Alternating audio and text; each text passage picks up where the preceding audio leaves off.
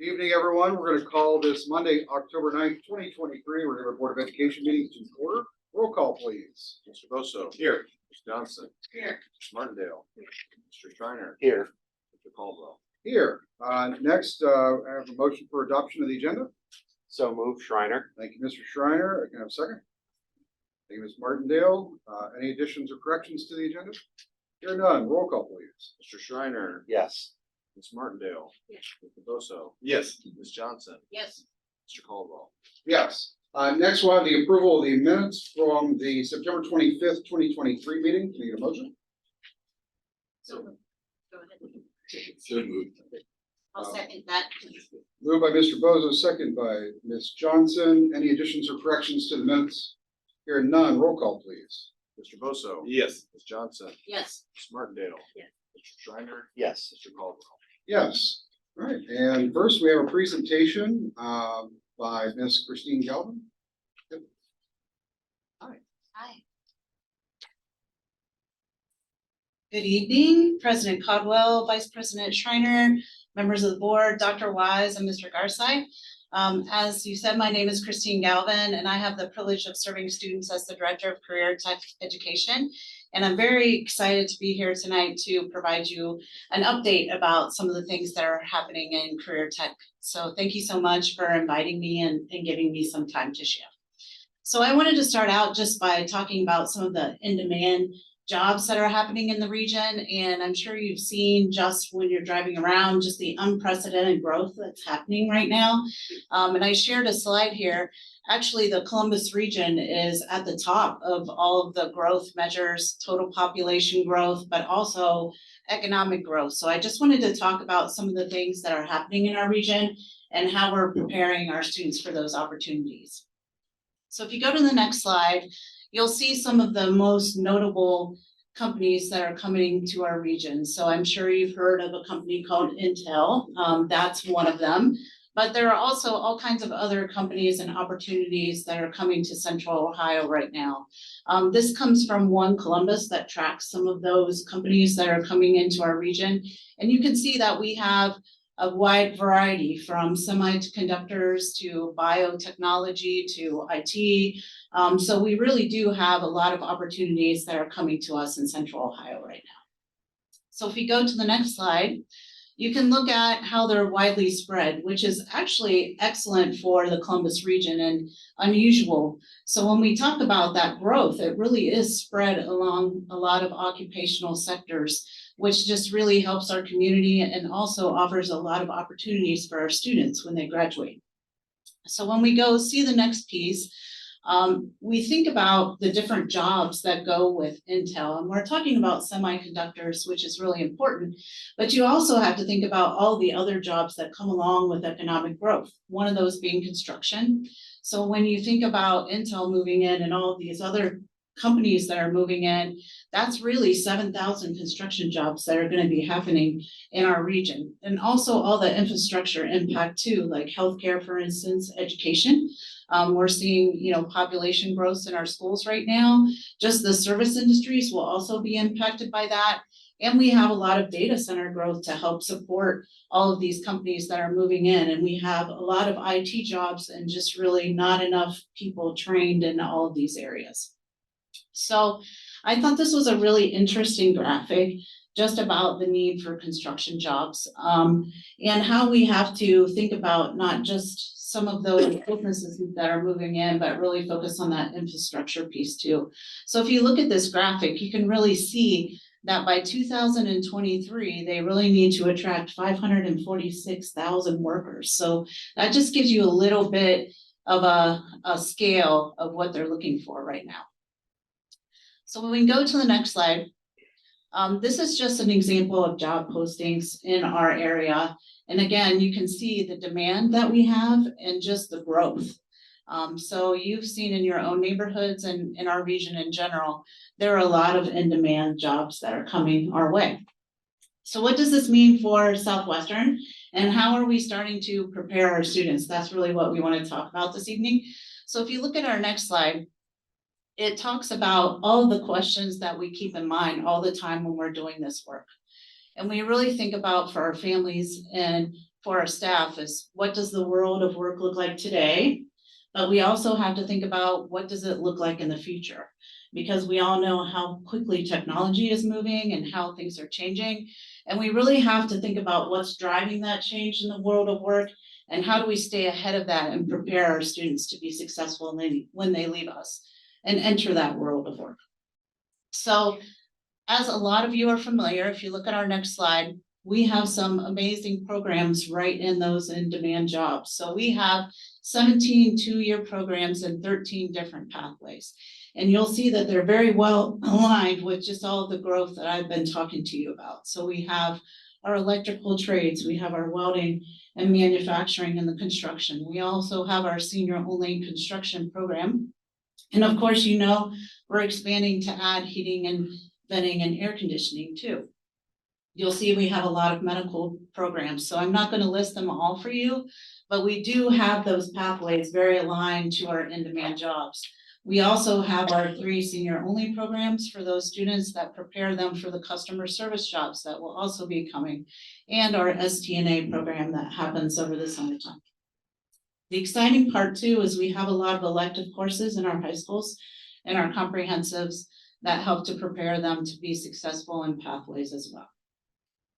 So when we go to our next slide, we can look at our work-based learning. I'm very proud of the work that our staff has done with work-based learning, because this is truly getting our students into business and industry while they're still in school. And they're getting some amazing experiences with our business and industry partners right now, and they're getting paid while they're doing these experiences. And I'm really excited about the partnership. One partnership, as an example, is Ohio Health. I think that Ms. Chacott talked to you about how our pre-nursing students were getting placed into Ohio Health. I'm proud to say that that partnership is expanding now. So we're actually getting some of our multi-skilled health students out in pharmacy for a pharmacy technician, and also medical records. A lot of our pre-nursing students were hired right out after this work-based learning experience. And now it's expanding into other occupations too, like IT and welding. So we have a lot of students, you can see from our percentages, that are out truly in the workplace, learning the skills that they need, getting paid, and then finding those employment opportunities after they leave Southwestern. So you can also see middle school is really where the excitement starts. I was recently at the PTA meeting and sharing with parents about all the things that they can do to start getting their students excited about pathways. And that's a big thing that we need to do as well, is just let our parents and our students and our community members know what's happening in our region, what we have available at Southwestern, and how they can get involved. And middle school courses, exploratory courses are a great way to do that. Dr. Spain has done an amazing job putting those in place, and enrollment just continues to increase. So there are some exciting things coming. I keep driving by the construction all of the time, you know, I can't wait until it opens. But you can see we've been working on our HVAC course, and I'm very appreciative of all the business partners that have been involved in that. We have Applied Mechanical here locally, Fire and Ice, Atlas Butler, Air Force One, Eagle Plumbers have all been giving us advice about what to purchase, what types of curriculum we need to do, make sure we have the right equipment. And they're also excited to partner to start having our students participate in work-based learning once they're ready. They're so excited that we're adding the HVAC program. We're also expanding the pre-nursing program, because as you know, we've always had a wait list. So now this will allow us to double in size the amount of students that we're able to offer this opportunity to. And in our adult training hub, we continue to add things to that as well. So this year we're doing welding, we'll have an STNA course. We'll also have automotive technician and electrical. All of those courses will be offered through our adult hub this year, which is exciting. We also have a lot of current conversations happening, so things for the future that are coming. We talked about Intel. We recently attended a meeting that talked about how Intel is partnering with K-12. One of the things they really want to do is an awareness campaign, just so students and families understand what those jobs are and what the pathways are to actually get to those jobs. So that's definitely something we're going to participate in to make sure that everyone knows what those opportunities are. And they're also looking for districts to pilot and think about the coursework that would be coming. So if it's possible for our students to get some of those courses before they even leave us, and then go into that pathway to finish that education. So all of those conversations are just in the starting pieces, but very exciting. And we're just thinking about how we can partner with Intel to help get those opportunities to our students and our community members. The other is with our adult training hub. There's a great 5G partnership that's happening right now in Central Ohio with just fiber optics and all of those things that come along with that. And there's actually a grant that's happening that I think we'll be a part of, where we'll be able to get some funding for training and to provide the equipment for people in our adult training hub to take advantage of that. And again, you know, part of that growth is we have to make sure that we have the wiring and the fiber optics and all of those things for all the growth that we're seeing in Central Ohio. So as you have heard, lots of exciting things happening, lots of exciting things to come. So I'm happy to answer any questions that you might have. I loved everything about that. I mean, that was just great. Preparing not just our students, but also their families for the careers that are in demand now and the careers that are in demand in the future. Talking about the adult training hub and those options, and that you don't need a 4-year degree to earn a 6-figure salary anymore. That, you know, you can go to Columbus State, get a 2-year degree, and go work for these new tech firms that are moving here.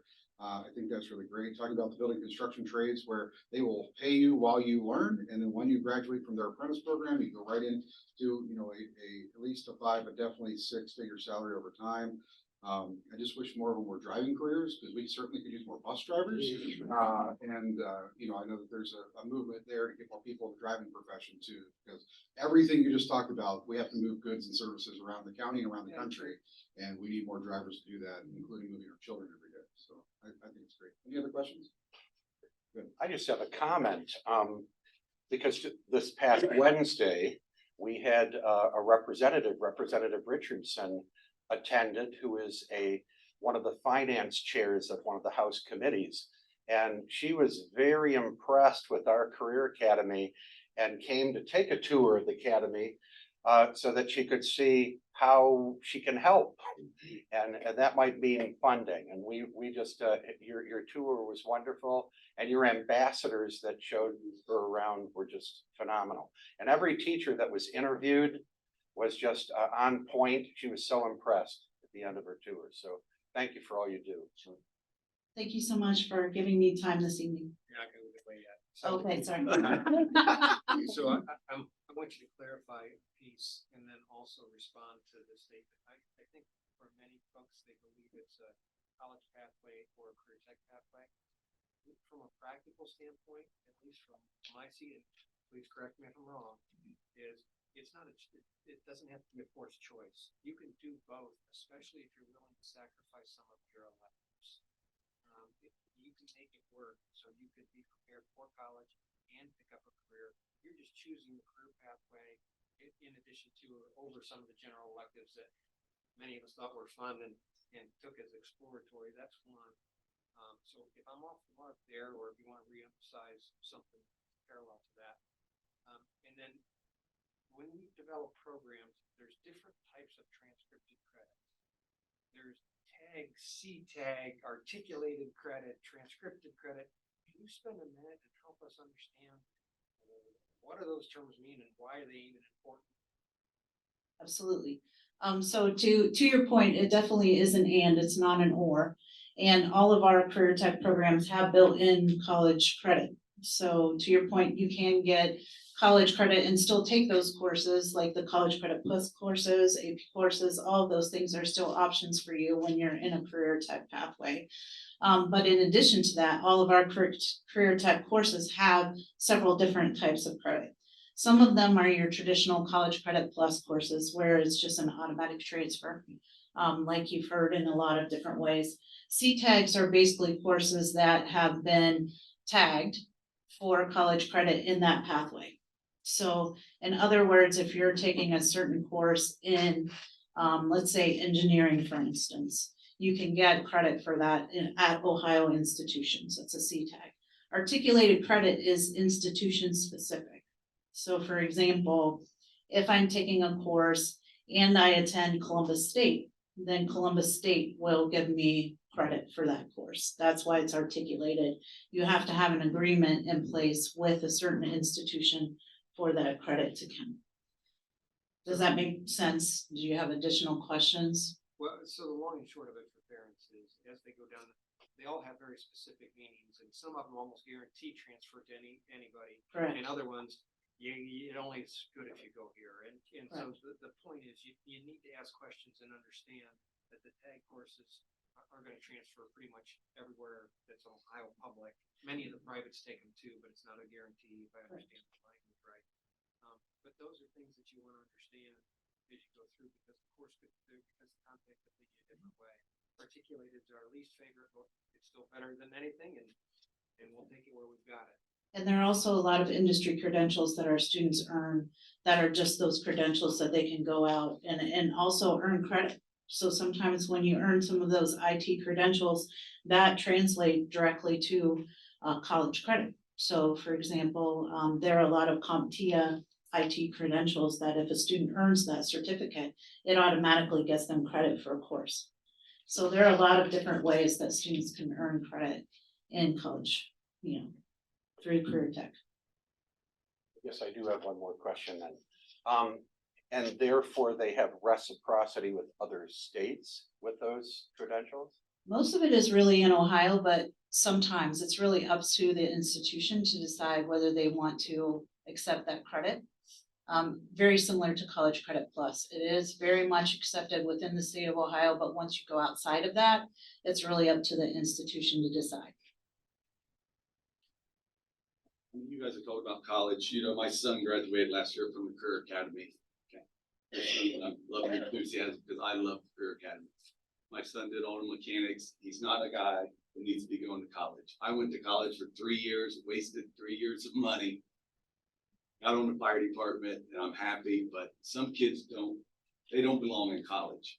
My kid doesn't belong in college. He graduated, now he's working at a garage, fixing cars.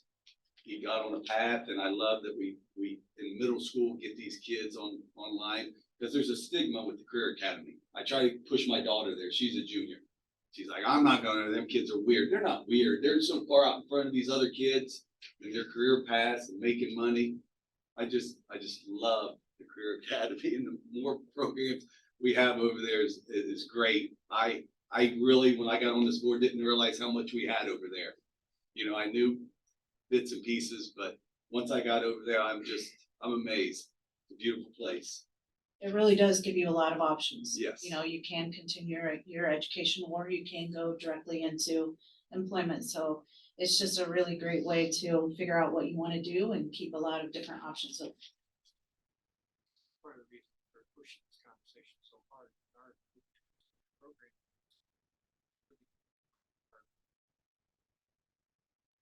Of our program, we have a class size of 1,500. I'll take our technology area. We really have 5 tech courses. Added the 5th, we didn't attract new kids to the program. We just actually stole from the other 4. And now I've got 2 with low enrollment. And so if we were trying to add a 6th, we wouldn't add a 6th. We would end up closing the program because we couldn't support it. And so our ability to expand programs, meet the in-demand jobs at this point, really comes down to our ability to attract more folks to understand the benefits of tech education. So that's part of the reason that we're trying to emphasize this and some folks know exactly where it is and it fits and it's a home run.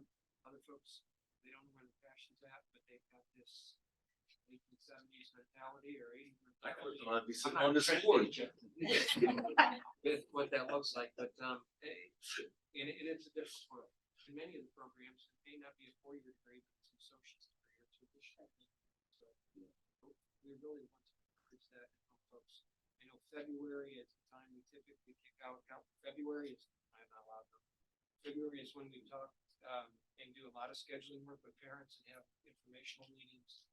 So we're trying hard to do that. Parents will probably reach out to the counselors. One thing I consistently hear from middle school parents is that they appreciate coming to their schools, talking to their kids about these programs. Because it's letting them know that pathway exists. But to Mr. Bozo's point, I remember when I thought career tech was when I was in school, and it's different now. And I think think we just have to continue to tell that so that our generation of parents, as we're talking to our kids, it's like that is a really great pathway, both in career and college. Thank you, appreciate that. Thank you so much. Next, we have board reports. Here next, none, we're gonna go to public participation relative to agenda items. No. Right, next is the legislative liaison report with Vice President Lee Schreiner. Thank you, President Caldwell. A lot happening in the State House this fall. Last time we talked, there wasn't much happening. There is a lot happening. So I will shorten my 10 pages that will be in the minutes if you'd like to go in and check out all of the new House bills and everything that are happening. But I'm going to highlight a few this evening. Property tax legislation. The House and Senate are considering two bills that would make temporary changes to property tax valuations. The bills potentially will be amended to adjust the 20 mil floor, and they're dealing with that right now. House Transportation Committee, the committee heard sponsored testimony on House Bill 279, which would require occupant restraining devices to be installed on all school buses within 5 years. Well, you're going to hear a lot more about that after what happened in Springfield. The committee also heard sponsored testimony on House Bill 140, which would increase penalties for passing a school bus and allow the use of cameras on all school buses. Next, we get a little bit complicated, so bear with me. As stated in the state's biennial budget, House Bill 33, the Department of Education and Workforce, which is now called DEW, D-E-W, would be established as a cabinet-level department with a director who would report directly to the governor. DEW was set to be partially phased in beginning October 3rd, 2023. Once operational, it would absorb much of the power and responsibilities that were previously held by the State Board of Education. This was a major concern when the idea to create DEW was considered, since the State Board of Education is established and deemed necessary in the Ohio Constitution. Once DEW was operational, the State Board of Education would only be responsible for teacher licensure and territory transfers. This transition is now in limbo after a lawsuit was filed by 7 members of the State Board of Education, and a Franklin County Court of Common Pleas judge issued a temporary restraining order blocking portions of House Bill 33 from becoming law.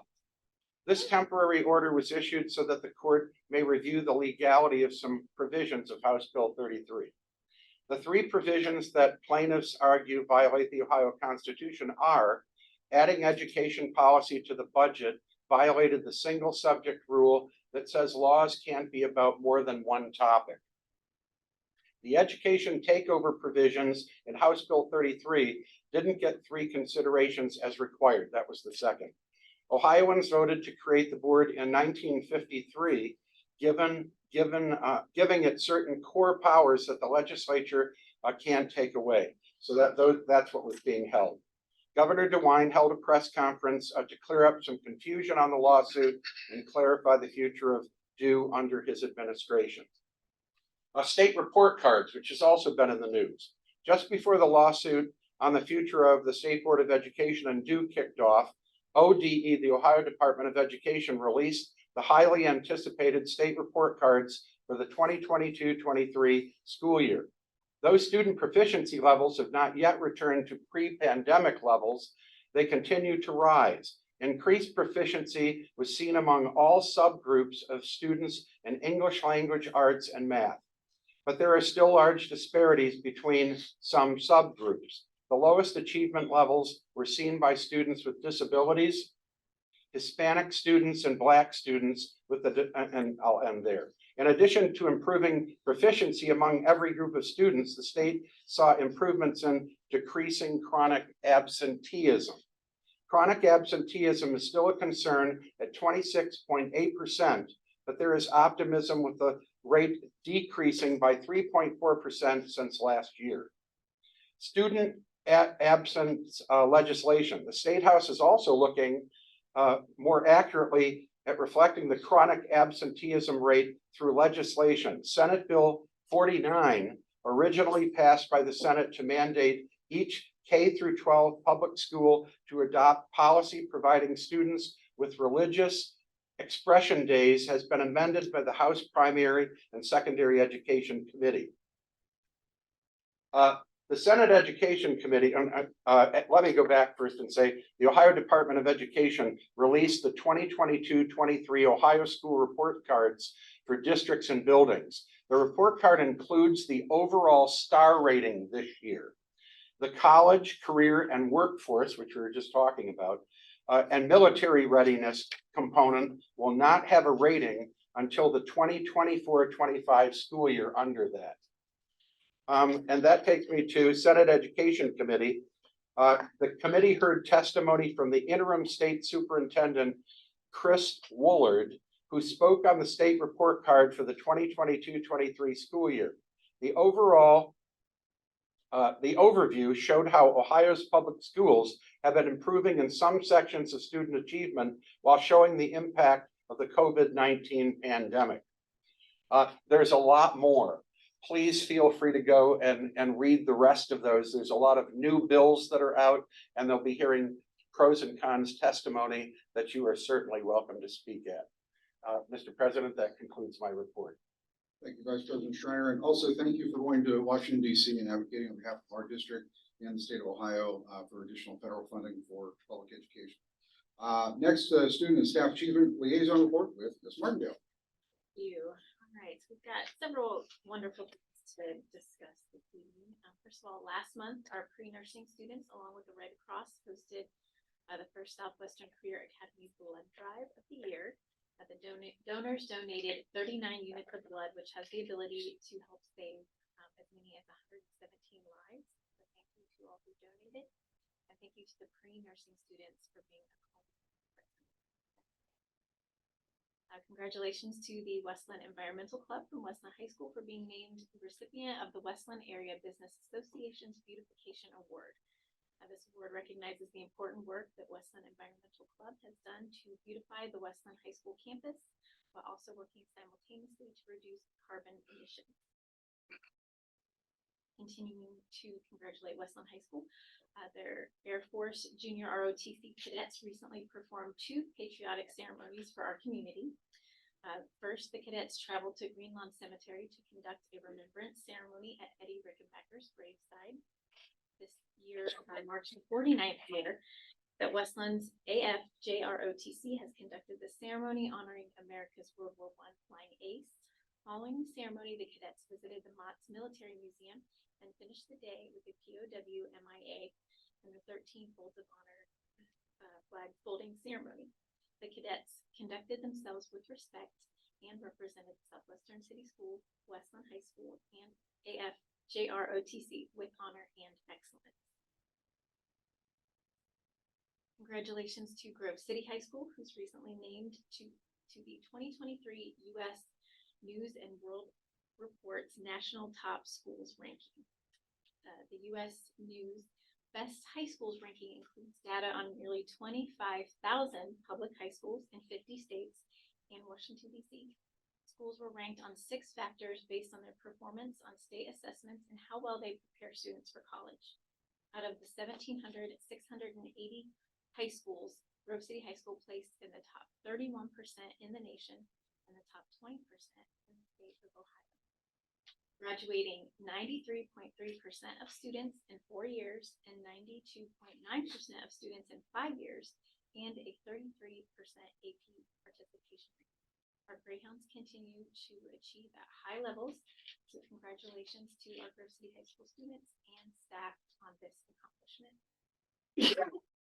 And then moving down to staff achievements, congratulations to Park Street Intermediate School and their school counselor, Deidre Muse, who has been named recipient of the prestigious Ohio Counseling Association Oscar Award.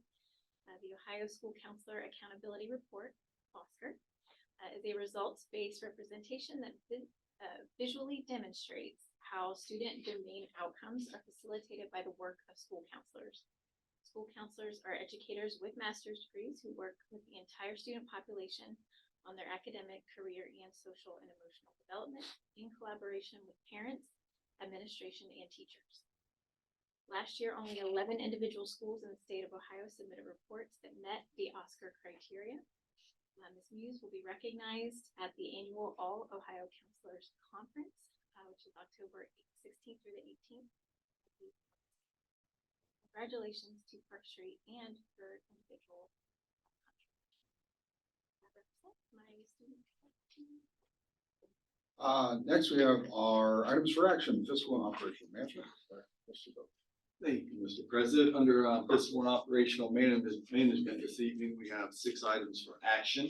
The first will be the revised permanent appropriations fiscal year 2023, 2024, Exhibit X1. It's recommended the Board of Education approve the revised permanent appropriations.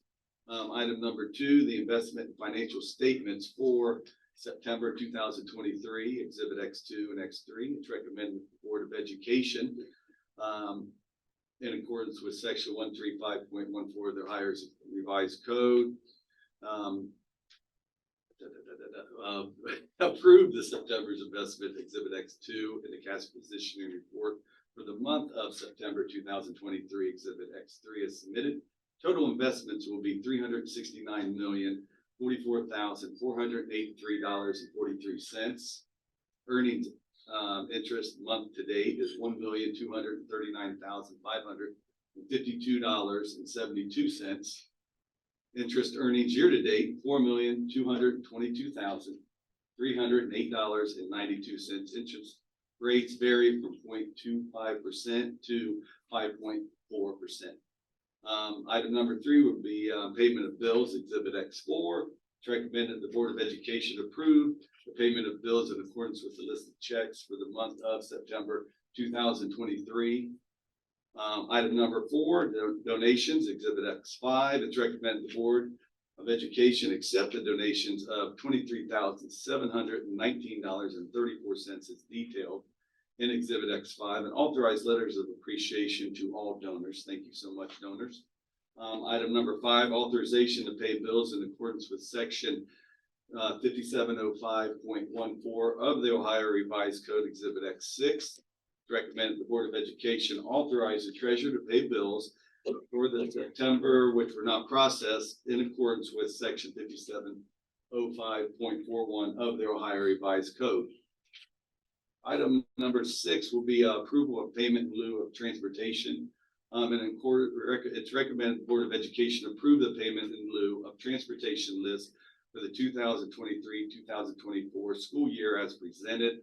According to section 3227.01 of their Ohio Revised Code, the average cost of transportation per child in the state of Ohio for the 2023-2024 school year is $596.43. It's recommended the Board of Education approve the payment in lieu of the transportation to those residents who have applied and been approved to receive these reimbursements. The majority of these were done back in July.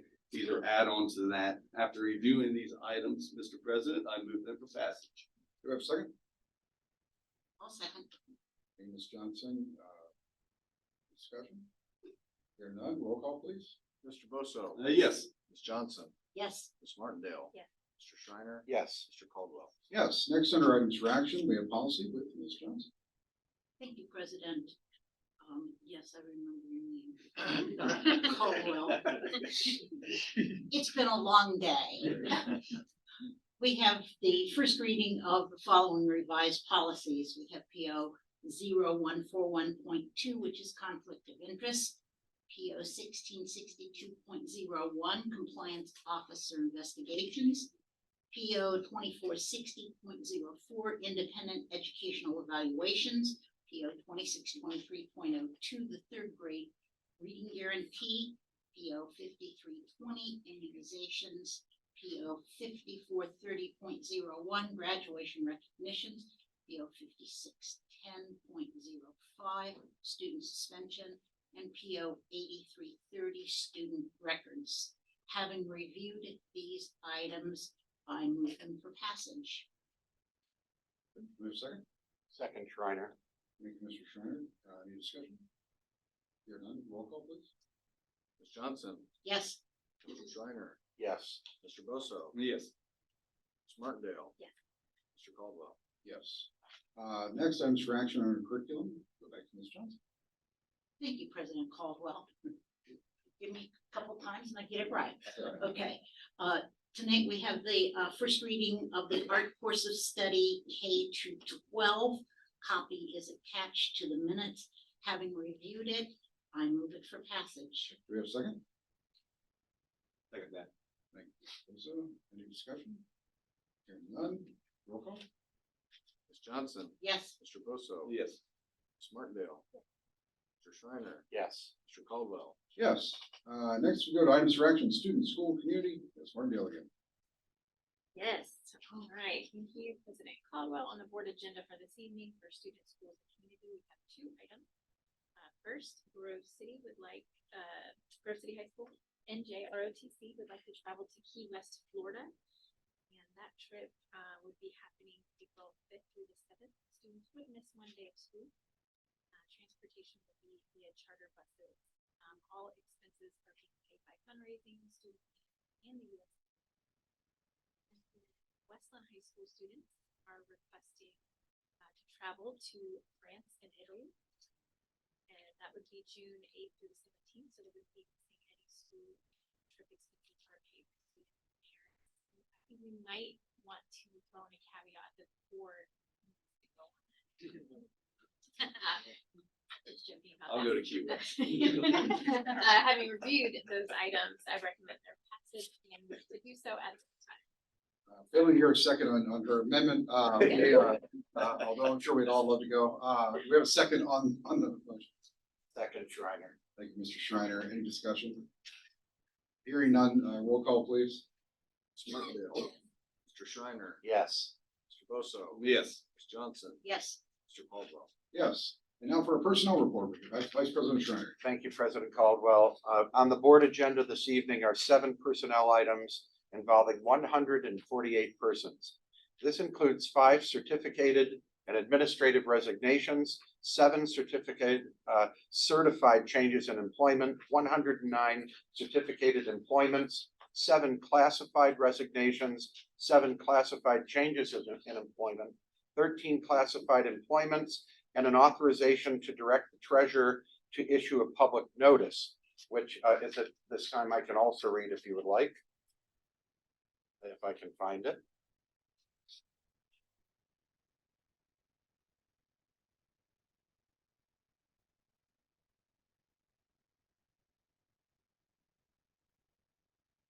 Got it, thanks. Well, I thought I did. Maybe it wasn't printed out, I'm sorry. And thank you very much. I can see your screen, thanks.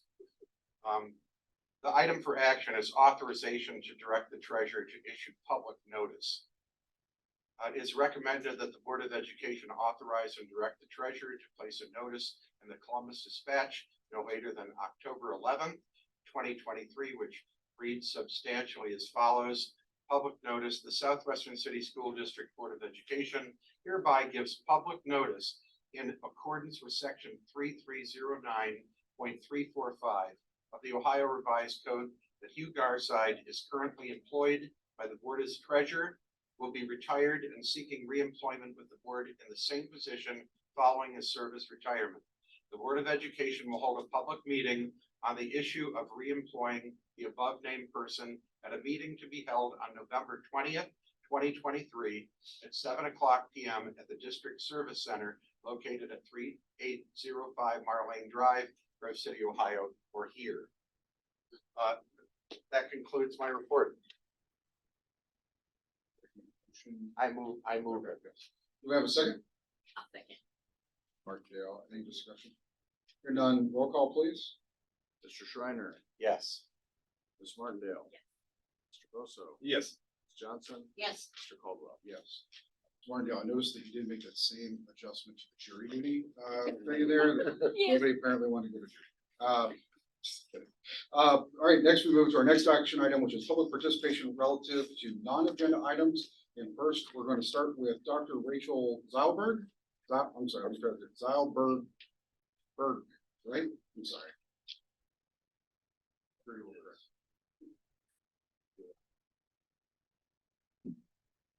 My name is Rachel Zolberg, and I am the pediatrician for Lexi Spawn.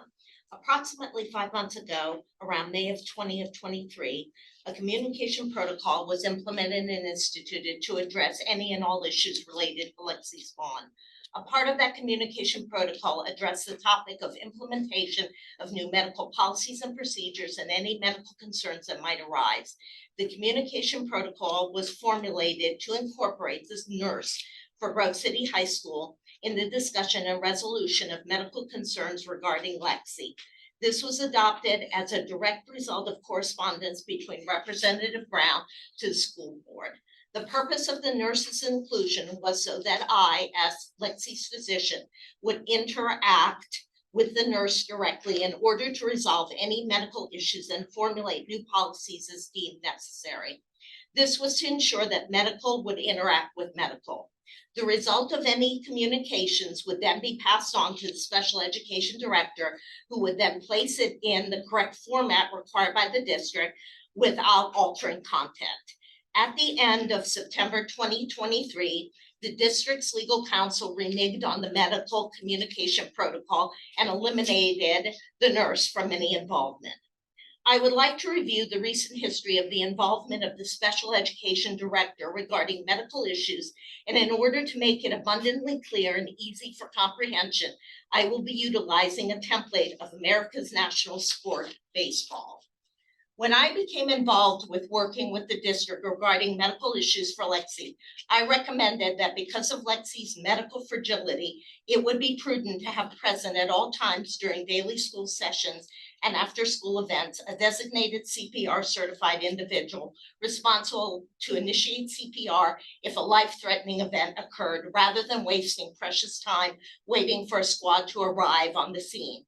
The seconds and minutes lost cannot be regained, and in worst case scenario can lead to hypoxic injury of the brain or even death. The district's medical liaison, the special education director, laughed and indicated that this was not a viable request and it was impractical and not necessary. She even informed me that she had allowed her CPR certification to lapse because it was unimportant. Strike one.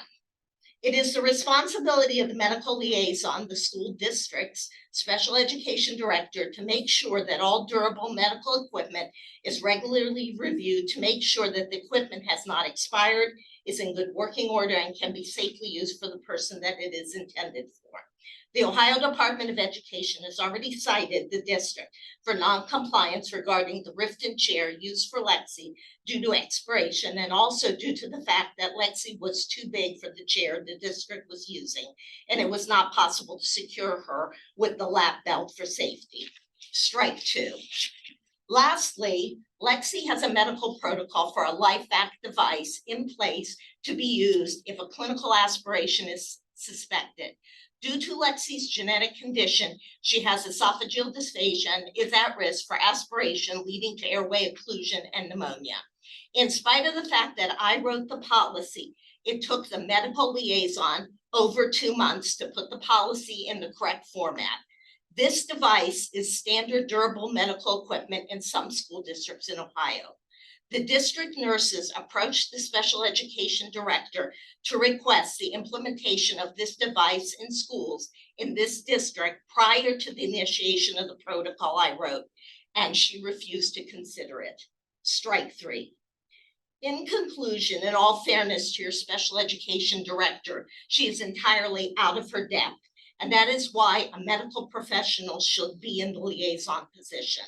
Some districts in Ohio have already realized that the lack of any medical training is a liability and have decided to use only medically trained individuals in this position. The precedent is already established. Also, I think it needs to be mentioned that your medical liaison is just a pawn. She is being used by an employee of the school board whose ego is such that he believes that the district is his own personal fiefdom and he can do whatever he wants without facing consequences.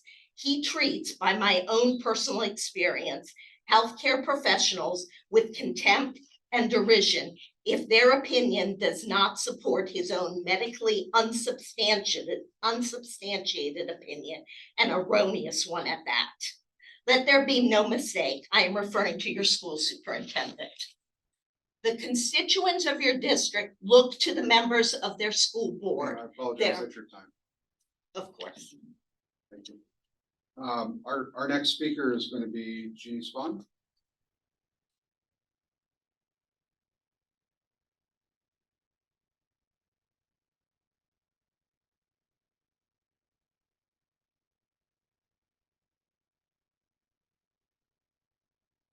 Hello, my name is Jenny Spahn and I am a mother. I have 3 children that are students in this school district. Lexi is my oldest and she is currently a junior at Grove City High School. She is on an IEP in the CrossCap program. Lexi has cerebral palsy, 5P- syndrome. She's medically fragile, is nonverbal, and intellectually just 3 years old. On January 4th, 2023, my daughter's physician, Dr. Rachel Zilberberg, wrote a letter of medical necessity to the district for Lexi to have access to a LifeVac, an anti-choking device. I purchased and provided the LifeVac myself because it is a known fact that Lexi chokes on some level at least once per day while at school.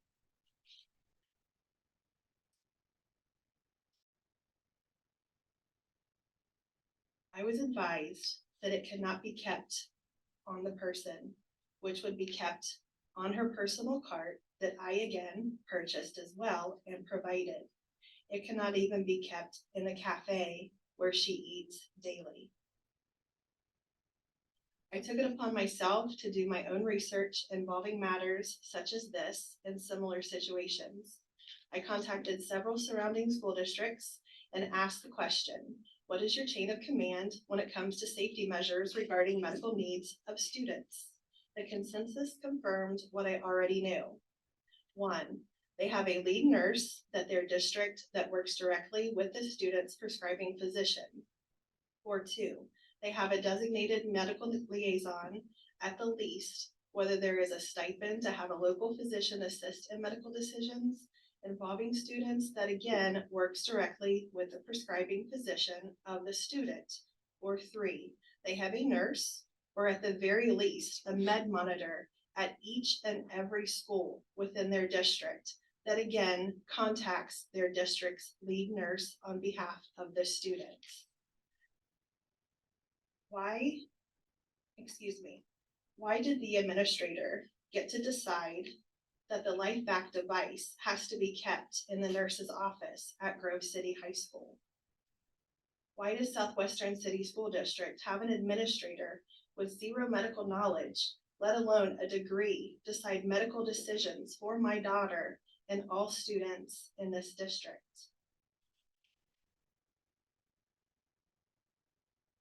The Southwestern City School District contains 34 schools and over 21,000 students and climbing. The district operates 15 elementary schools, 5 intermediate schools, 5 middle schools, 4 high schools, plus an entire career academy. Can you guess how many nurses we have serving our 34 schools in this district? Less than 12. Less than 12 total nurses for 34 schools. Can you guess how many lead nurses we have in this district? 0. Okay, can you guess if we have a nurse director, a nurse manager that oversees the few nurses that we do have and can act as an actual designated medical liaison for this district regarding medical safety for our students? 0 again. Our nurses and students in this district deserve better than they currently have. Our nurses should be given the authority their degree upholds. Why don't they? 2 words, control and ego. This is not safe for our students. We need change. The parents in this district demand it. Thank you. Thank you very much. And then we have a third speaker that signed up, but she you're choosing not to speak, so, okay. All right, that concludes our public participation relative to non-agenda items. Next move to items for discussion. Any discussion from the board? Hearing none, entertain a motion to adjourn. So move. Thank you, Ms. Johnson. Do we have a second? Look at that. Bozo, roll call please. Ms. Johnson, Yes. Mr. Bosso. Yes. Ms. Martindale, Mr. Shriner, Yes. Mr. Caldwell. Yes. All right, thank you, everyone. That concludes our meeting for tonight. Everyone be safe going home. We'll see you next time.